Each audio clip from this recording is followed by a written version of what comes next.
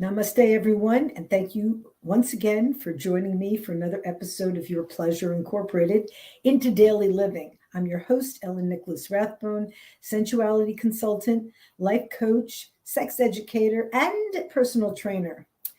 For many years, I have pursued knowledge in health, and I'm not a doctor because I don't want to pursue that avenue of treating people. My whole focus has been on more of a natural approach to staying healthy. And so today's talk is about staying healthy in this world. This is a jungle, just in case you haven't noticed. Just because there aren't lions, tigers, and bears out there doesn't mean that there isn't a threat to your health and to your well-being. That threat comes at us in many, many different ways. It's in the water that we drink, the air that we breathe, and the GMOs that we eat. And so if you are looking to try to stay ahead of the curve, there's a couple of things that you might want to consider. First of all, it's a really good idea to not go into this world so trusting. Just because it's advertised on television doesn't mean that it's safe. It's not safe. 99.9% of the stuff that they advertise on television is dangerous. It's not good for you, and it's not good for the environment either. So if you care about the planet that you live on, you might want to give it a second thought. Second of all, you have to remember that although you have consciousness, you are very much a part of this planet. You are like cells on the mother. We are all cells on the Mother Earth. And we're 70% water, just like the earth. We're made out of all the minerals of the earth. So what we do to the earth is going to affect us, and it's going to affect our health. So if you want to do your part in protecting the earth, there are a few things that you might consider. One of them is to walk more often. I mean, I know people that take a car to drive down to the liquor store or wherever to buy a lottery ticket. Seriously, do you need a whole car around you to buy a lottery ticket? No, but they would never consider walking that half a mile. So right there, you might want to consider that. Second, put a water filter either in your sink or buy one of those Brita things. But purify your water, because the water that we are drinking today has so many harmful pesticides, chemicals, toxins in it that it is killing us. And you're thinking that it's safe. It's not safe. Now, I don't recommend that you buy bottled water because, number one, you don't know how long it's been sitting there, and it's absorbing the plastic that it's sitting in. And also, once it's done, most of that plastic doesn't get recycled. So we're just choking our oceans by not recycling and by using that product. They have us thinking that it's convenience. Well, let me tell you, folks, convenience is killing us. It is killing our planet, and it is killing us, and it is not leaving much of a future for future generations. So the other thing is you got to really watch what you're eating. As much as you want to believe that it's safe in the supermarket, most of the stuff in the supermarket is garbage. Okay. Has fancy packaging. It's been advertised really well. Everybody believes that it must be safe. I mean, I know lots of people that still eat Cheerios because they really believe that Cheerios help to lower your cholesterol. They also help to lower your lifespan because they're covered in glyphosate. So if you're eating them yourself or giving them to your children, you might want to think twice about that, because that, along with all those other colored cereals, is really, really bad for you. I guess the best solution would be to try to grow your own garden. And if you can't grow your own garden, do your very, very best to Save your money from junk food and try to make your own food so you know what is going in there. That takes a little bit of research. It takes a little bit of effort on your part to know what's safe and what's not. But what is the choice? What is the alternative? The alternative is to eat whatever crap they sell in the supermarket and convince yourself that, hey, it's in the supermarket, so it must be safe. It's not safe. Most of the stuff in the supermarket is very, very bad, not only for you, but for the environment. Then, if you've already got toxicity in your body, which we all do, we breathe it in with all those chemtrails over us. We drink it in with all these questionable chemicals inside the water, and we eat it with all the pesticides over our food. So what do? Well, there's a couple of different things. One, if you have the opportunity to steam yourself in a steam room, or purge the toxicities in a sauna, or sit in a whirlpool, do it. And now, if all those things are not available to you, get yourself outside in the hot, hot sun and sweat profusely for 20 to 30 minutes every single day. Especially now that the summer is coming up, that should be something that you can do, whether you have a limited budget or not. But it is so important to sit and sweat. It is not the running and sweating that gets rid of the toxins. It is the sitting and sweating. And that's Ayurvedic knowledge. That's not just me making stuff up.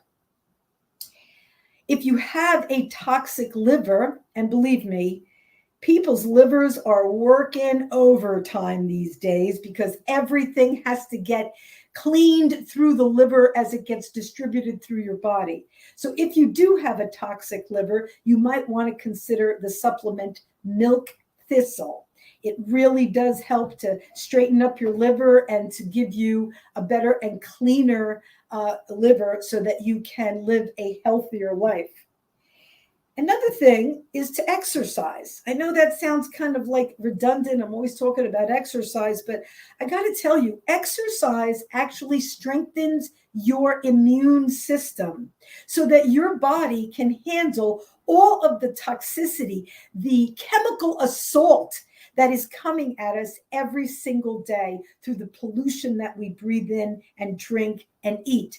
So if you want to be able to survive in this, never forget that your body is a self-generating organism that will build itself anew again and again and again. And if you are building it anew with strength, with vitality, and with good nutrition and proper sleep, you've got a much better chance of surviving this toxic world that we live in. And I've mentioned this before, but I'll say it again.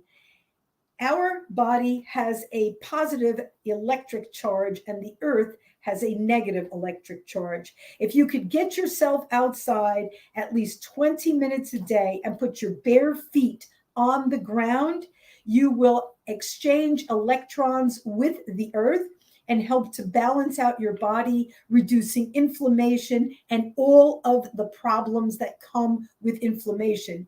Will earthing heal anything you have? I can't say that it will, because once you've gone into disease, you're sort of there. But can you help to reduce the pain and the need for medicine by earthing? Most definitely. But, doctors aren't going to tell you that. And you know why? Because there's nothing in it for them. Absolutely nothing. They get paid to prescribe medications. And most of them, that's their bread and butter, all the extras that they get. People want to believe that doctors are looking out for us. Most of them are not. I'm not saying all, because I know a couple of really good ones, but they're hard to find. And, these guys have this debt, all those years of college and everything else. And they were trained by the pharmaceutical industry to push pills or to encourage surgeries. So rather than give your health over to them, consider what you can do for yourself to strengthen your immune system. Earthing is one thing, exercise is another. If you ever want to see yourself get off of medications, these are things that you absolutely have to do. And although people want to think, well, I have diabetes, I have heart disease, those are totally reversible diseases, reversible. Now, you think your doctor's going to tell you that? He's not. He's going to say, here's a pill, take this pill and you'll be fine. I can't tell you how many people I've met that have diabetes. And I say, do you have diabetes? And they say, no. And I say, oh, on your form over here, it says that you take medicine for diabetes. Well, you see, it controls, I don't have it because I take that medicine. And I say, wrong. Just like you have high blood pressure. Just because you take medicine to control it doesn't mean you don't have it anymore. If you actually want to fix that, organically fix that, that takes a little bit of work and mindfulness on your part, but it most definitely is possible. It's a jungle out there, and it is not good for our health. We do not live in the Garden of Eden anymore.